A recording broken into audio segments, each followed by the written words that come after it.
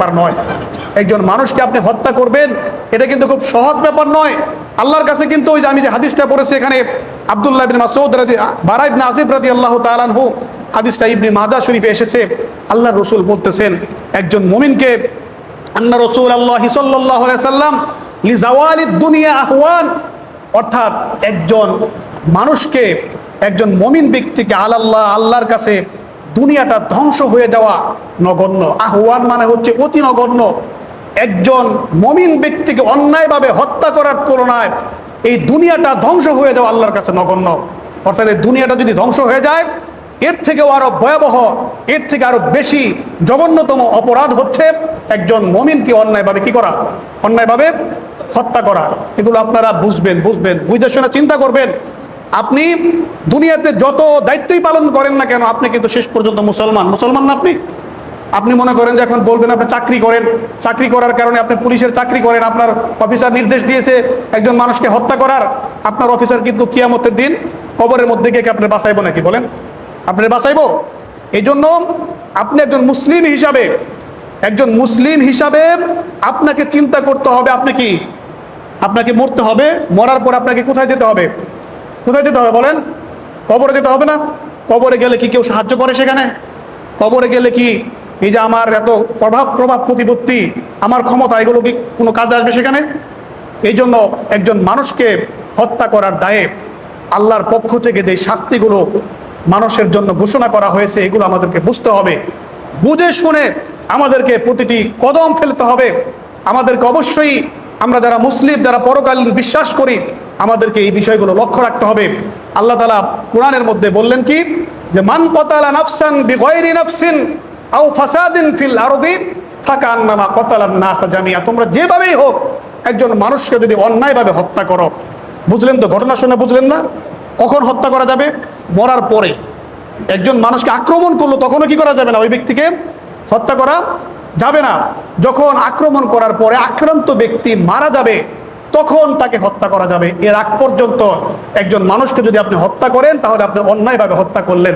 আল্লাহ তাআলা কি বললেন, যে একজন মানুষকে যদি কেউ অন্যায়ভাবে হত্যা করলো, সেই ব্যক্তির আমল নামায় এই পরিমাণ গুনাহ লিপিবদ্ধ করা হয়, সে যেন পৃথিবীর সকল মানুষকে হত্যা করে ফেললো। নাউজুবিল্লাহ। যে পৃথিবীর সকল মানুষকে হত্যা করলে পারে যে পরিমাণ গুনাহ হবে, ওই পরিমাণ গুনার, ওই পরিমাণ অপরাধের শাস্তি তাকে মরার পর কি করতে হবে? ভোগ করতে হবে। তারপরে আল্লাহ কি বললেন? তারপরে আল্লাহ তাআলা বললেন, যমান আহইয়াহা ফাকান্নামা আহইয়ান নাসা জামিআ। আর কোনো ব্যক্তি যদি কি করে, কোনো ব্যক্তি যদি একজন মানুষকে মৃত্যুর হাত থেকে রক্ষা করে, একজন মানুষ গাড়ির নিচে পড়ে মারা যাচ্ছিল, একজন মানুষ গাছের নিচে পড়ে মারা যাচ্ছিল, একজন মানুষ বিল্ডিং ধসে পড়েছে তার নিচে পড়ে মারা যাচ্ছিল, সেখান থেকে একজন মানুষকে কি করলো? উদ্ধার করে নিয়ে আসলো। একজন মানুষ গাড়ির নিচে চাপা পড়ে মারা যাচ্ছিল, ট্রেনের নিচে কাটা পড়তো, সেই ব্যক্তিকে টান দিয়ে সরিয়ে দিল।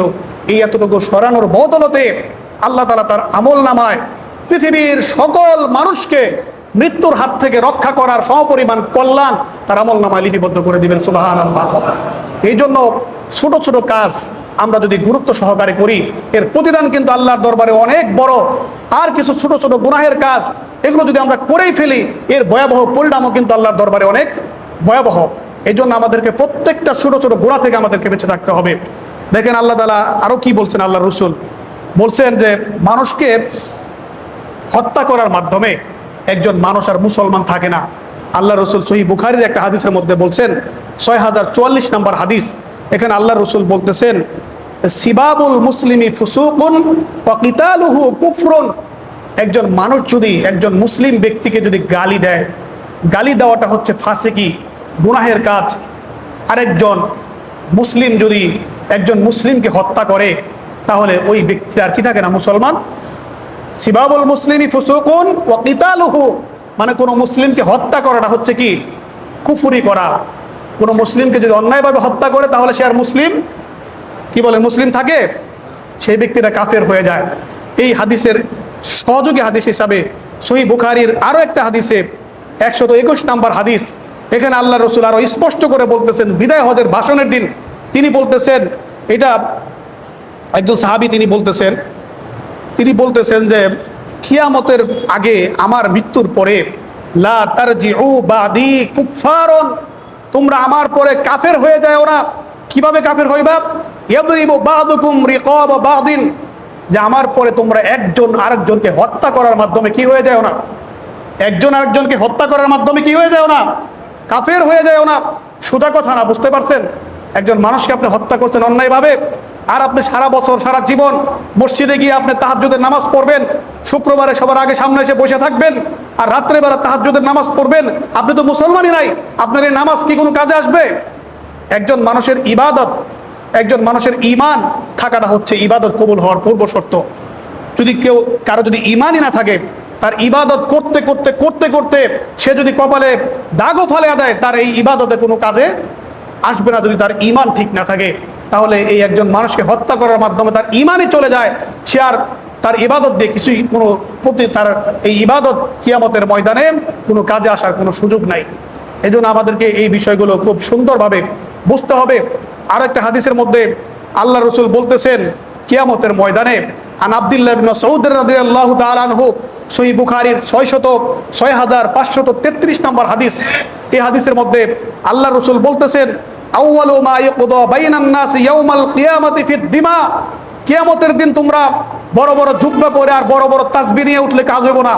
কিয়ামতের দিন যদি তোমরা কোনো ব্যক্তিকে হত্যা করে থাকো, আর যদি সারা দুনিয়ার মাদ্রাসায় যদি শুধু দান করো, সারা দুনিয়ার গরিব মানুষকে যদি খাওয়া, তুমি একেবারে দানবীর হিসাবে তোমার লকব লাগাও, এগুলোতে কোনো কাজে আসবে না। কিয়ামতের দিন সর্বপ্রথম তোমার হিসাব হবে হচ্ছে মা ইউকদা বাইনান নাস ইয়াউমাল কিয়ামাতি ফিদ দিমা, তুমি যে ব্যক্তিকে হত্যা করেছিলা, তুমি যে ব্যক্তির রক্ত ঝরিয়েছিলা, ওই রক্ত ঝরণের হিসাব তোমার প্রথমে হবে।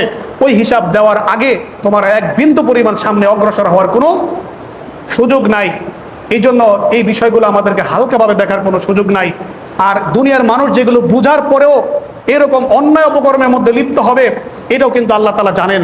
এই জন্য আল্লাহ কোরআনের সূরা আরাফের 179 নম্বর আয়াতে আল্লাহ তাআলা আরও সতর্ক করে দিয়েছেন যে তোমরা এই আয়াত থেকেও শিক্ষা গ্রহণ করো। আয়াতটা কি?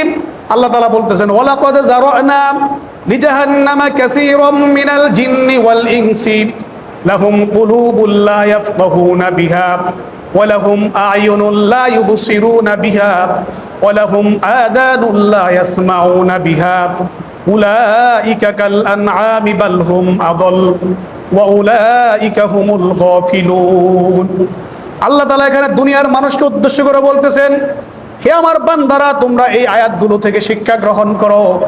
কেমন শিক্ষা গ্রহণ করো? তোমাদের ভিতরে যদি এই ধরনের কোনো গুণাবলী, কোনো বৈশিষ্ট্য থেকে থাকে, এই গুণাবলী বৈশিষ্ট্যগুলো তোমরা পরিহার করো, তোমরা তোমাদের ভিতর থেকে এগুলো দূর করে দাও। এক নম্বরে কি আল্লাহ তাআলা বলতেছেন, আমি অসংখ্য মানুষকে সৃষ্টি করেছি।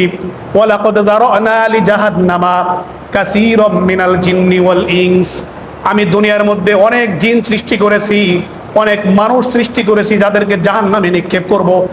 মানে জাহান্নামের লাকড়ি হিসাবে তাদেরকে আমি সৃষ্টি করেছি। এরা কেমন মানুষ? এরা হচ্ছে লাহুম কুলুবুল লা ইয়াফকাহুনা বিহা, তাদের অন্তর আছে, তাদের হৃদয় আছে, কিন্তু ভালো কোনটা মন্দ কোনটা এটা বুঝে না। কোথায় কি করলে অন্যায় হবে এটা তারা বুঝে না, কোথায় কি করলে ন্যায় হবে তারা তা বুঝে না। তার বড় ভাই একটা আদেশ করলে ওইটা ভালো কি মন্দ, ওইটা ন্যায় কি অন্যায়, এটা তার চিন্তা করে না। বড় ভাই বলছে এটা করে ফেলে, তার লিডার বলছে করে ফেলে, তার মা বলছে করে ফেলে, তার বাবা বলছে করে ফেলে, তার হুজুর বলছে করে ফেলে, তার পীর সাহেব বলছে করে ফেলে। চিন্তা করেন এটা কি ভালো নাকি মন্দ? দেখেন না আমাদের দেশে অনেক পীর সাহেব আছে না, পীর সাহেবরা সেজদা করতে বলে না। এখন এটা তো চিন্তা করতে হবে আগে, পীর সাহেবদের বললো সেজদা করতে, এটা কি জায়েজ নাকি না জায়েজ, আমার এটা হুজুরের কাছে জিজ্ঞাসা করার দরকার আছে না? যে হুজুর কোরআন হাদিস জানে তার কাছে জিজ্ঞাসা করার দরকার আছে না? এটা কি ন্যায় নাকি অন্যায়, এটা কি সঠিক নাকি ভুল, এটা বোঝার পর না আমার সেজদা করতে হবে। তাহলে এরকম প্রত্যেকটা ক্ষেত্রে আমার মুরব্বী একজন আছে, সে তো ভুল নির্দেশও দিতে পারে। এই ভুল নির্দেশ দেওয়ার পরে চিন্তা ভাবনা না করে যে ওই কাজটা করে, তাদেরকে আল্লাহ তাআলা বলছেন লাহুম কুলুবুন লা ইয়াফকাহুনা বিহা, ওদেরকে আমি হৃদয় দিয়েছি, ওদেরকে উপলব্ধি করার শক্তি দিয়েছি, কিন্তু ওরা বুঝতে চায় না। ওরা একটা জিনিস পাইলে সেটা ন্যায় নাকি অন্যায় এটা চিন্তা করার আগেই সেটা করে ফেলে। লাহুম কুলুবুন লা ইয়াফকাহুনা বিহা ওয়া লাহুম আ'য়ুনুন লা ইউবসিরুনা বিহা, এবং তাদেরকে আমি দুইটা চক্ষু দিয়েছি, অত্যন্ত মূল্যবান। মূল্যবান না চক্ষু? অন্ধ আছে নাকি কেউ এখানে? থাকলে বুঝবো চক্ষুটা কত পরিমাণ মূল্যবান, আমরা কিন্তু বুঝবো না। যারা অন্ধ আছে, জন্মান্ধ অথবা জন্মগতভাবে ঠিক ছিল, পরবর্তীতে অন্ধ হয়ে গেছে, এখন কিছু দেখতে পারে না, তার কাছে গিয়ে জিজ্ঞাসা করেন গা এই চোখের কি পরিমাণ দাম। এই যে আমার পাও ইদানিং ভালো করে হাঁটতে পারি না, বুঝতে পারি যে পায়ের কি পরিমাণ দাম। তো এখন এরকম প্রত্যেকটা মানুষেরই থাকতে কিন্তু বুঝে আসে না, যখন ওই জিনিসটা হারিয়ে যায় তখন এটার মর্যাদা, ওটার মূল্য বুঝে আসে। আল্লাহ তাআলা বলতেছেন লাহুম কুলুবুল লা ইয়াফকাহুনা বিহা, আমি তাদেরকে কলব দিয়েছি, অন্তর দিয়েছি, হৃদয় দিয়েছি, উপলব্ধি করার শক্তি দিয়েছি, কিন্তু ওরা বুঝতে চায় না, ওরা পথভ্রষ্ট, ওরা গোমরাহ। শয়তানের কথা শুনে অন্যায় অন্যায় বোঝার চেষ্টা করে না, অন্যায় কাজ দুমালে তারা করে বেড়ায়। তারপরে কি লাহুম কুলুবুল লা ইয়াফকাহুনা বিহা ওয়া লাহুম আয়ুনুল লা ইউবসিরুনা বিহা, আর আমি মর্যাদাপূর্ণ, গুরুত্বপূর্ণ, মূল্যবান দুইটা চোখ দিয়েছি, এই চোখ দিয়ে দেখার পরেও তারা না দেখার ভান করে থাকে। দেখতেছে এই কাজটা করা আমার জন্য অন্যায় হচ্ছে, যে কাজটা করলাম অন্যায় হয়ে গেল, তারপরও সেটা দেখতে চায় না, সেদিকে আর তাকায় না, অন্যদিকে ফিরে চলে যায়। আয়ুনুল লা ইউবসিরুনা বিহা ওয়া লাহুম আযানুল লা ইয়াসমাউনা বিহা, আমি তাদেরকে মূল্যবান দুইটা কান দিছি, ভালো কি মন্দ কোনটা এটা শুনে শুনে বোঝার জন্য, কিন্তু ওরা কোরআনের তাফসির শুইনাও আমল করে না, শুইনাও না শোনার ভান ধরে, ভালো জিনিস ন্যায় জিনিস শুনেও না শোনার ভান ধরে থাকে। এইরকম ব্যক্তিরা, তাদেরকে আমি কান দিয়েছি কিন্তু কান দিয়ে তারা শুনে না। ওয়ালাহুম আযানুল লা ইয়াসমাউনা বিহা, এদের তুলনা আল্লাহ তাআলা নিজেই করে দিয়েছেন উলাইকা কাল আনআম, এদের তুলনা আল্লাহ তাআলা পৃথিবীর ভিতরে চতুষ্পদ জন্তু আছে না, আল্লাহ কিন্তু এখানে কি করে নাই, চতুষ্পদ জন্তুদের কোনো নাম বলে নাই। দেখেন চতুষ্পদ জন্তুর ভিতরে কিন্তু কুকুরও আছে, কুকুর আছে না, কুকুর আছে, শূকর আছে, চতুষ্পদ জন্তুর ভিতরে কিন্তু আরো নিকৃষ্ট নিকৃষ্ট প্রাণী আছে। এখানে আল্লাহ কি বলছেন, ওদের উপমা হচ্ছে, ওদের উদাহরণ হচ্ছে একেবারে চতুষ্পদ জন্তুর থেকেও নিকৃষ্ট। এখন যদি আমি বলি কোরআনের এই ব্যাখ্যার মধ্যে বলি শুকুরের থেকেও নিকৃষ্ট, ভুল হবে নাকি বলেন? শুকুরের থেকে নিকৃষ্ট ভুল হবে?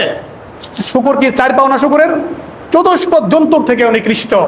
তারপরে আল্লাহ তাআলা কি বলতেছেন, উলাইকা কাল আনআমি বাল হুম আদল, বলতেছে না না, ওরা চতুষ্পদ জন্তুর মতো না, তার থেকেও আরো পথভ্রষ্ট। কুকুর তো তাও অনেক কিছু শুনে, চোর আসলে পারে রাতের বেলা নিজে বুঝতে চায়, নিজে বুঝা মালিকরে জাগানোর জন্য কেউ কেউ করে, তাই না? তারা তো বুঝাই করে, বুঝা করে না। আল্লাহ তাআলা পরে বলতেছেন কি, বাল হুম আদল, ওরা কুকুরের থেকেও আরো পথভ্রষ্ট, আরো নিকৃষ্ট, ওদের জন্য জাহান্নাম আরো বেশি তাড়াতাড়ি ওয়াজিব হয়ে যাচ্ছে।